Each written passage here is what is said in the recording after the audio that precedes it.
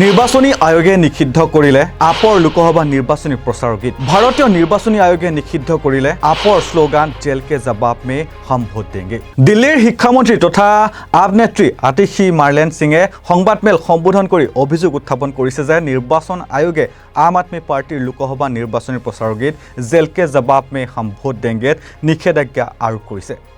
সংবাদমেল সম্বোধন কৰি আতিশীয়ে অভিযোগ কৰে যে একনায়কত্ববাদী চৰকাৰত বিৰোধী দলসমূহক প্ৰচাৰ চলাবলৈ বাধা দিয়া হৈছে আৰু বৰ্তমান সময়ত এইটোৱেই হৈছে। বিজেপিৰ আন এক অস্ত্ৰ নিৰ্বাচনী আয়োগে এই পত্ৰৰ জৰিয়তে আম আদমি পাৰ্টিৰ প্ৰচাৰ গান নিষিদ্ধ কৰিছে। সেই মন্তব্য শুনাই লৈছো আপোনালোকক। तानाशाही सरकारों में ये भी दूसरा लक्षण होता है कि विपक्षी पार्टियों को प्रचार करने से रोका जाता है और आज यही हुआ है। भारतीय जनता पार्टी के एक और राजनीतिक हथियार इलेक्शन कमीशन ऑफ इंडिया ने अपने इस पत्र के माध्यम से आम आदमी पार्टी के कैंपेन सॉन्ग पर रोक लगा दी है।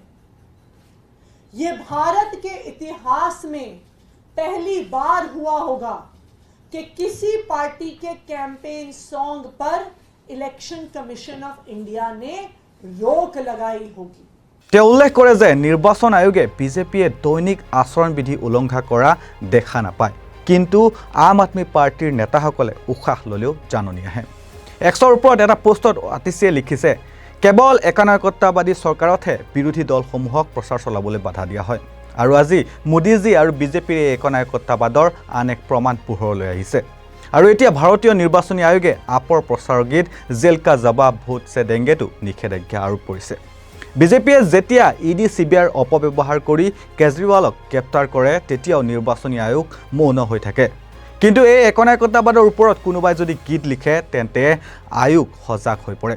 वो इलेक्शन कमीशन ऑफ इंडिया जिसको भारतीय जनता पार्टी की जो रोज आचार संहिता की धज्जियां उड़ाई जाती हैं उनके द्वारा वो नहीं दिखती हैं, लेकिन आम आदमी पार्टी के नेता सांस तक ले लेते हैं तो उनको ऐसे नोटिस आ जाते हैं। जब भारतीय जनता पार्टी ईडी और सीबीआई का प्रयोग करके आचार संहिता के दौरान विपक्ष के नेताओं को जेल में डालती है, उस पर इलेक्शन कमीशन ऑफ इंडिया को कोई आपत्ति नहीं है, लेकिन जब आम आदमी पार्टी उसको गाने में लिख देती है उस पर इलेक्शन कमीशन ऑफ इंडिया को बहुत आपत्ति है। वो कहते हैं कि जेल का जवाब वोट से देंगे, ये रूलिंग पार्टी को और एजेंसीज को बहुत पुअर लाइट में दिखाता है।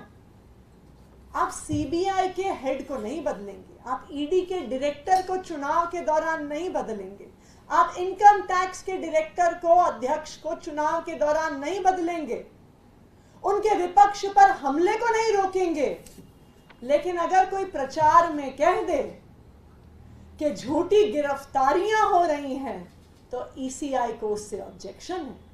তেওঁ লগতে উল্লেখ কৰে যে যেতিয়া কোনো দুৰ্নীতিগ্ৰস্ত নেতা ইডি চিবিআইৰ জেৰাত থাকে আৰু তাৰ পিছতেই বিজেপিৰ ৱাশ্বিং মেচিনত গৈ নিকা হৈ পৰে তেতিয়া নিৰ্বাচনী আয়োগৰ কোনো আপত্তি নাথাকে, কিন্তু যেতিয়া সেইবোৰৰ বিষয়ে প্ৰচাৰৰ গীত উল্লেখ কৰা হয় তেতিয়া নিৰ্বাচনী আয়োগৰ আপত্তি দেখা যায় আৰু কয় যে এনেকুৱা কথা নিৰ্বাচনী প্ৰচাৰত ব্যৱহাৰ কৰা উচিত নহয়।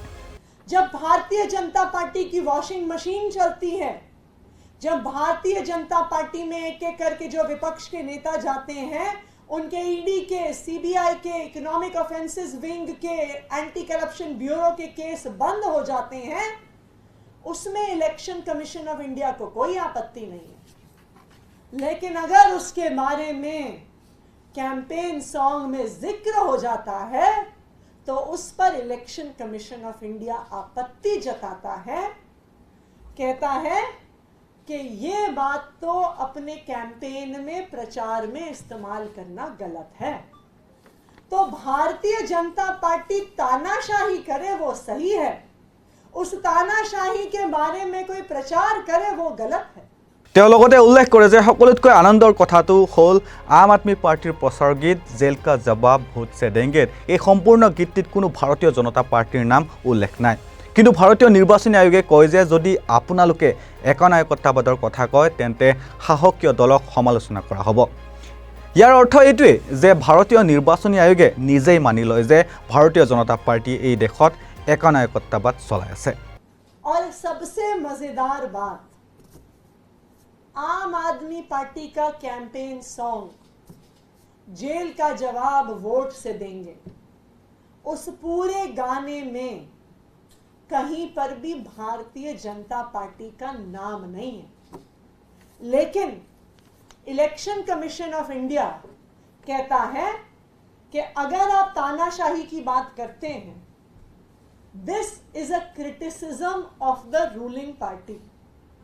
यानी इलेक्शन कमीशन ऑफ इंडिया खुद मानता है कि भारतीय जनता पार्टी इस देश में तानाशाही चला रही है।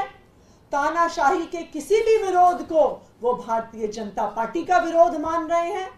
तानाशाही की किसी भी बात को वो प्रधानमंत्री नरेंद्र मोदी जी की बात मान रहे हैं, क्योंकि उनको भी पता है कि आज भारतीय जनता पार्टी पूरी तरह एक तानाशाही के लक्षण दिखा रही है।